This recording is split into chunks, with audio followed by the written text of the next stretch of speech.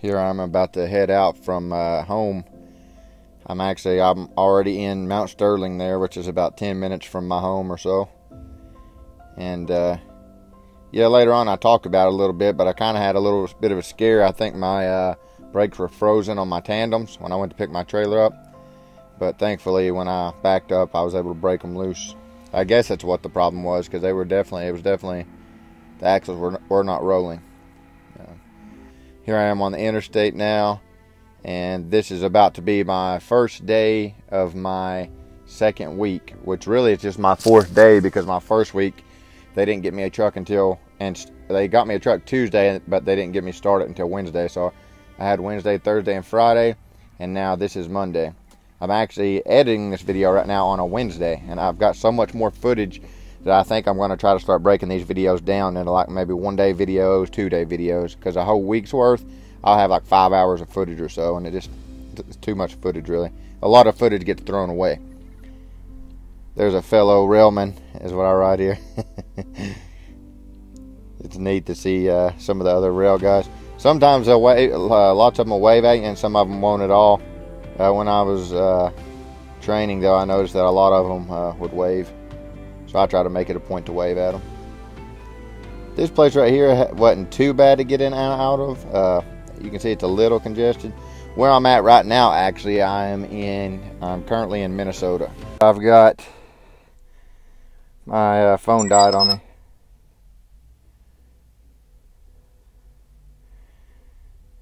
Well, I just got an alert that said we have had a truck stolen from Magius. I think it said Indiana. And to be on alert. So Roehl has had a truck stolen, I guess, yesterday. That's interesting. So I got to keep this stuff locked. But anyways, yeah, so first I'm going to do a fuel stop in Ohio, North Baltimore, Ohio. And then I'm driving 172 more miles to St. John's, Michigan. So got quite a few.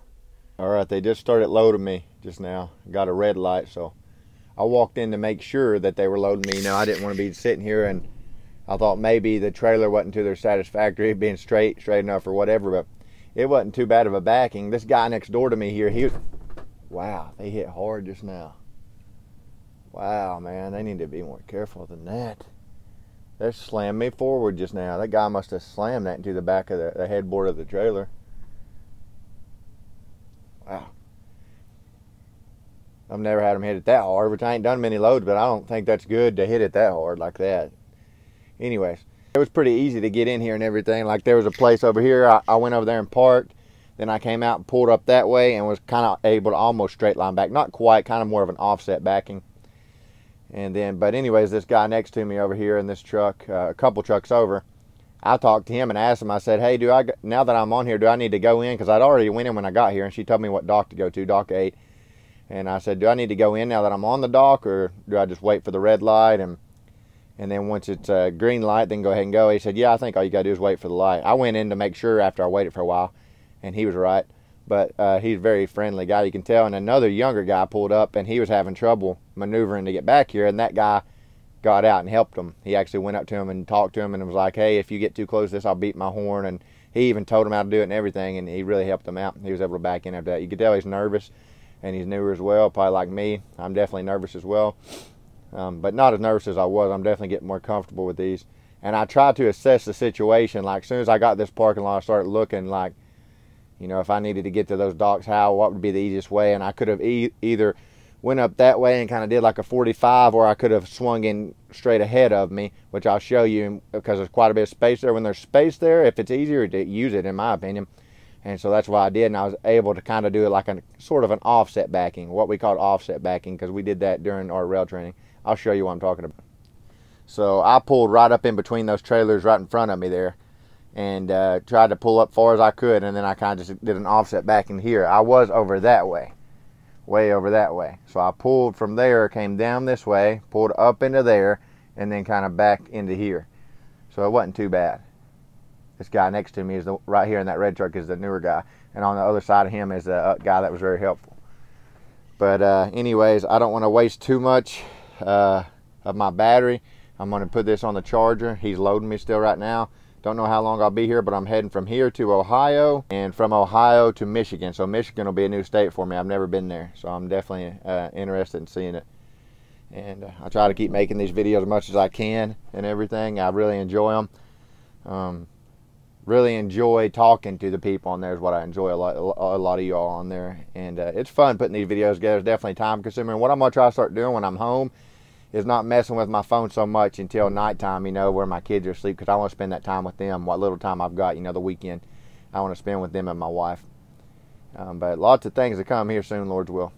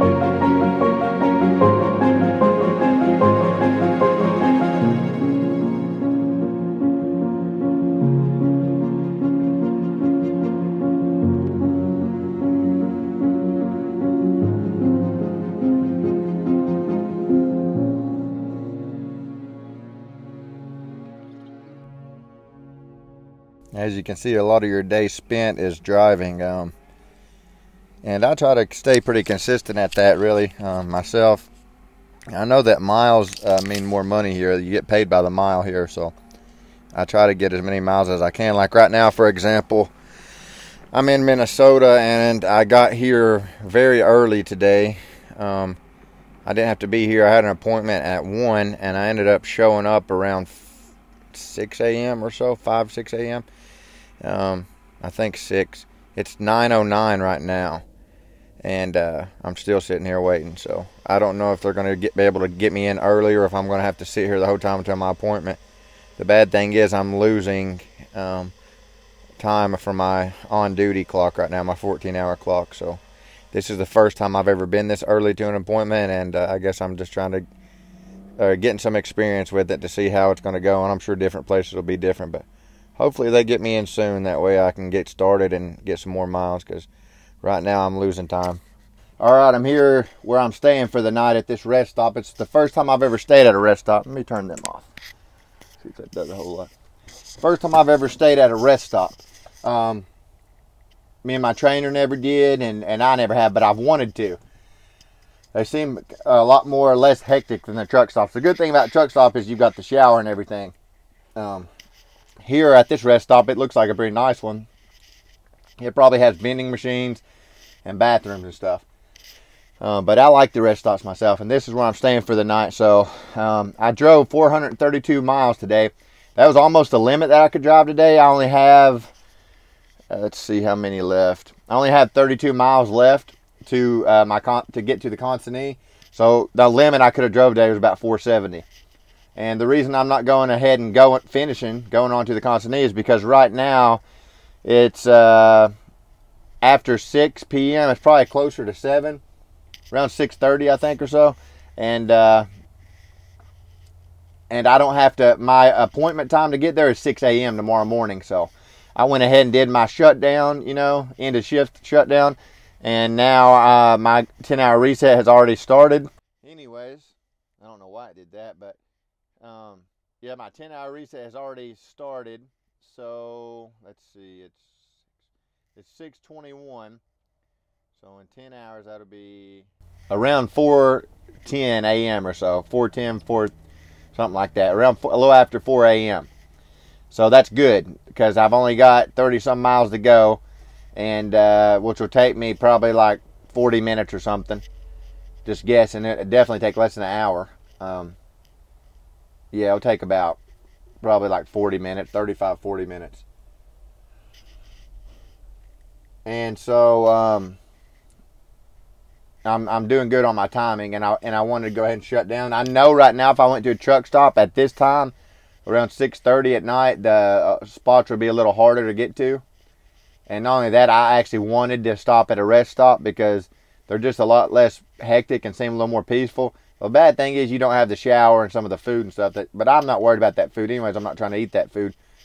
And if I do, I've been eating, like every now and then I'll get those, they're like sausages or hot dogs, beef hot dogs. I get them every now and then, just eat them with no bun. Because I'm not doing the carnivore diet. I'm doing like a low carb diet. But not worrying too much about fats. I'm worrying more about carbs. Anyways, besides the diet. So the worst thing is I took a shower this morning at home before I left. And so I'm fine on a shower really.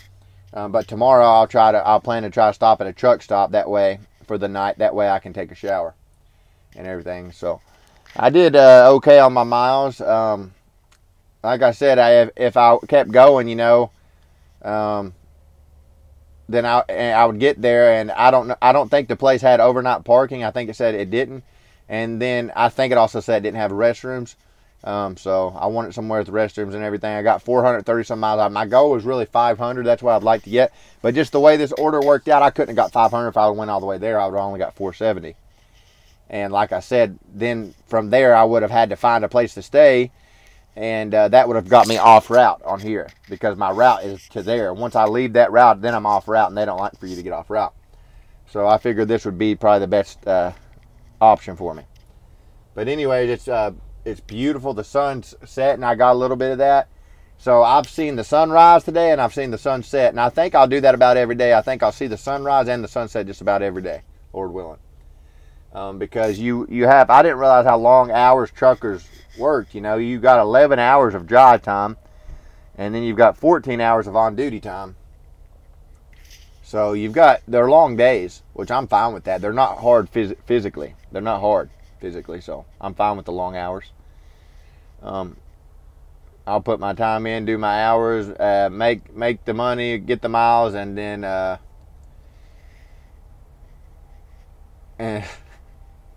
that guy's making me laugh the way he's.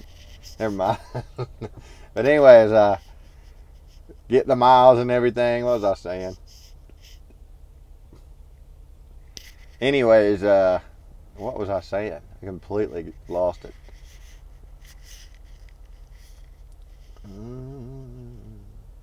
Oh yeah, I don't mind the long hours is what I was saying.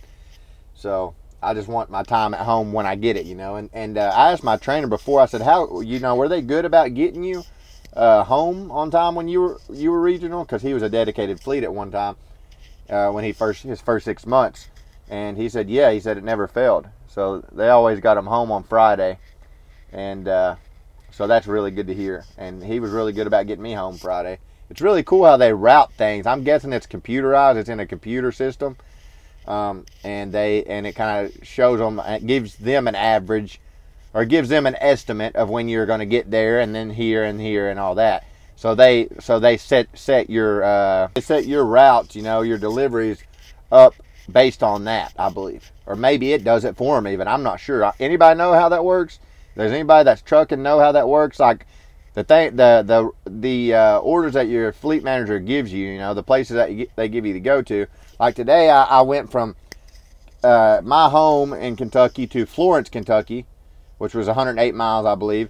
And then from there to a place here in Michigan to get fuel. And then from there, another 100 and some miles to where I'm at now.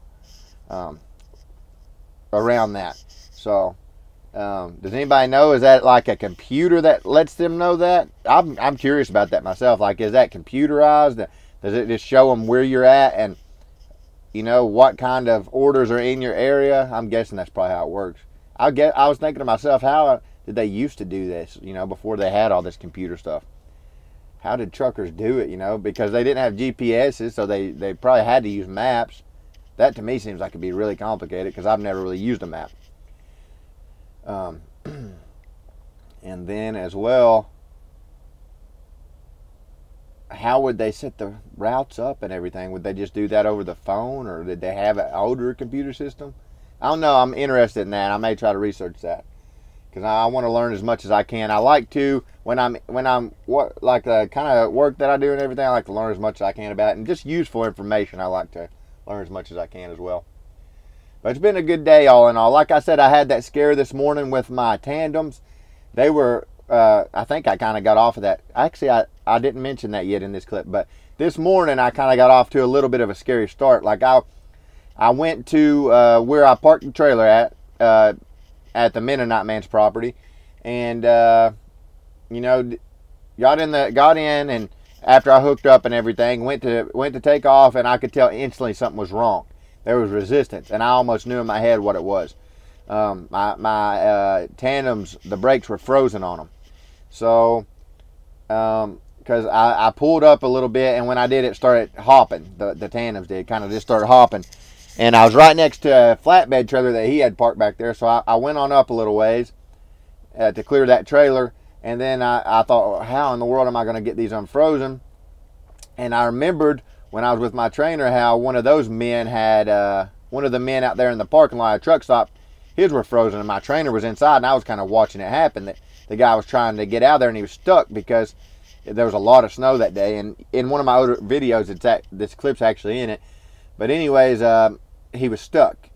And it was because his tandems were frozen, and there was snow there. He couldn't get enough traction to get out. So I watched this other guy go over there to him, and eventually I get out and I go over there just to see if there's anything I can help with. And I got underneath there with him and watched them, and they broke the brakes loose.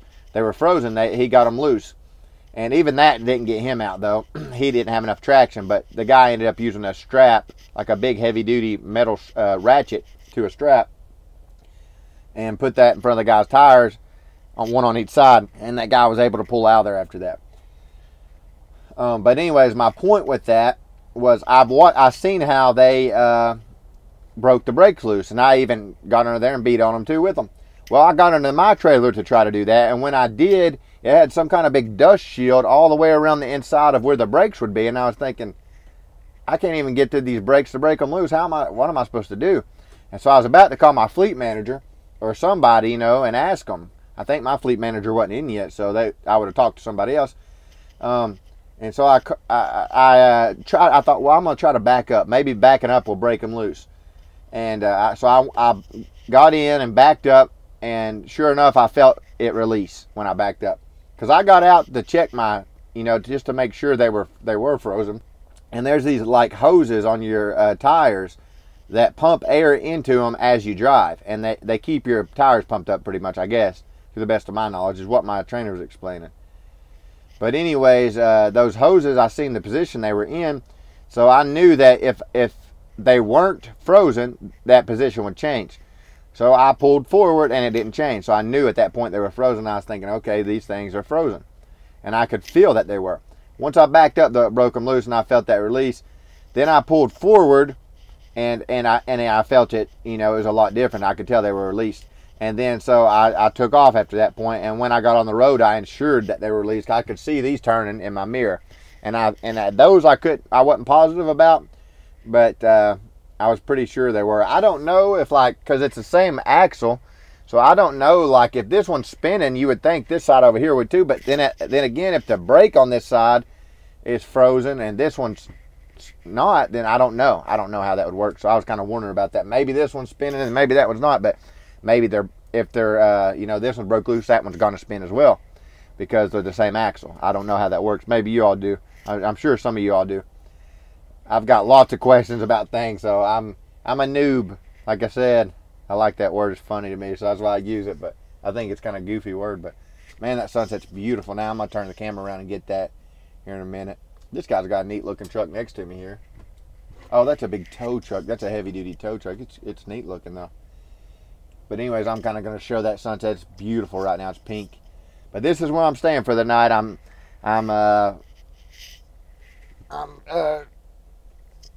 hunkering down here for the night, and so I'm glad it's got bathrooms. I might get out and walk around here too. It's a really nice area, actually, a really pretty area. As you can see, we're losing daylight quick here, even since I've been talking to you. Man, it's nice seeing the sunrise and the sunset. Sunrise and the sunset. But I'm going to call my wife. I've texted a few times a day and checked on them. Pretty happy with my miles a day. You know, I definitely don't want no less than 400 a day if I can avoid that. You know, however late I got to push. I'm willing to chase these miles, as they say. I am. Like I said before, I ain't going to try to get myself killed to do it, but these trucks go 65, and I don't try to, when I go around curves and stuff, I don't try to fly around curves or nothing like that, or do dangerous stuff, you know. I try not to do that. But definitely want to push and drive, you know, when I can, and make as much money as I can for me and my family. But yeah, that's a beautiful sunset. Today, all in all, was a good day. I talked to some people earlier. I talked to one guy I think he's like 6 months in or something. We talked for a little bit. He's regional as well. And we talked for a little while we were inside there waiting, you know, inside the place where we were picking up at. We talked a little bit in there. I enjoy getting to talk to some of these other guys too and hear their experiences and their stories. It's very interesting. So there's lots of neat things about trucking. You know, you see places, you meet people, you hear stories. I love that kind of stuff. That's part of what I loved about working for myself. I was always meeting new people and hearing new stories and seeing new places. You know, I don't like being in the same place every day myself working. I really don't. I never have. That gets old quick when you're in the same place every day like that. It just gets old really quick. But anyways, I guess I'm going to go in here and use the bathroom real quick and call my wife and kids, maybe walk around out here for a little bit and get some footage, and then I'll probably edit this video. I don't know, I may just try to do like daily videos. Sometimes I may do weekly videos. But I've got so much footage from the day, I may just go ahead and edit it and make it into a video. But anyways, I wish you the best with whatever you're doing, so long as that's good. And I say a lot of times, I hope God blesses you in it. I know He will. I know He will. So if you do good, you know, if you do good and you live right and you do well, God will bless you. So I guess there's really no point. Maybe I need to word that better, you know, because there ain't no if to it. God will, or hoping to it. God will bless you if you do good. He'll bless you. You reap what you sow. I believe that. You do good, good things will come back to you. You do bad, bad things will come back to you. I've done bad at times in my life, many times, and I've had to reap what I've sown in it. And I've done good, and I've had to reap what I've sown in it, which is a good thing. It's a perfect way if you think about it. Doesn't mean bad things won't come onto you sometimes also when you're doing good, because sometimes them things that seem bad really aren't. They're for your good. The trials and things are for our good as well sometimes, even though we may not look at it that way at the time. But anyways, I'm thankful. Like I said, I'm going to try to start saying that in my videos more. I'm thankful for another day. Thankful for my life. Thankful for my wife and children. Thankful for our home, the roof over our heads, everything we've got I'm thankful for. I'm thankful for this opportunity. Thankful for the miles I got today, that I made it here today. Thankful for many of you all that I talked to. Thankful for my mom and dad and my little nephew. All my family, you know, I'm thankful for them. And all the friends I've met, all the good people out there, I'm thankful for. And all the blessings that God's blessed me with, I'm thankful for. And thankful for my health, thankful for the desire that I have right now to do this, you know. Thankful for God's mercy and His grace. So I'm going to try to do that in every video from now on if I can remember. I got a horrible memory though, but that's something I should do anyways. I'm testifying and talk about things that God's done for me. So He's been good to me and I'm thankful. I'm sure you can look at your life and see many things you've got to be thankful for. So many things. Sometimes we don't really, we take them for granted a little bit. Sometimes I know I have bad. Things that I need to really cherish, you know, like just time with my kids, you know. Sometimes I'll idle my time with other things, you know. Even editing videos when I could be spending time with my kids. So that's why I told my wife I'm going to try to quit doing that and just try to do that at nighttime, you know, when my kids are asleep. While I'm with my kids, I need to cherish that time. And not that I don't spend time with my kids, but I could spend more of my time with them for sure. And I want to start doing that, better at that. My little girl this morning, I went in there into the bedroom, and it was early. And she rose up and said, "Daddy?" She's just 2. And I laid down and hugged her for a little bit and everything. And she's a precious little thing. All my children are precious. I told them all bye this morning, told my wife bye. It was a neat experience leaving out there. It was my first time ever doing it. And I kind of had the air horn, a little tug going out of there. I figured the kids might like it. Neighbors probably didn't like it too much, which they ain't too close, my neighbors, but they may have heard it. Well, I said I was going to get that sunset. I about let it slip away.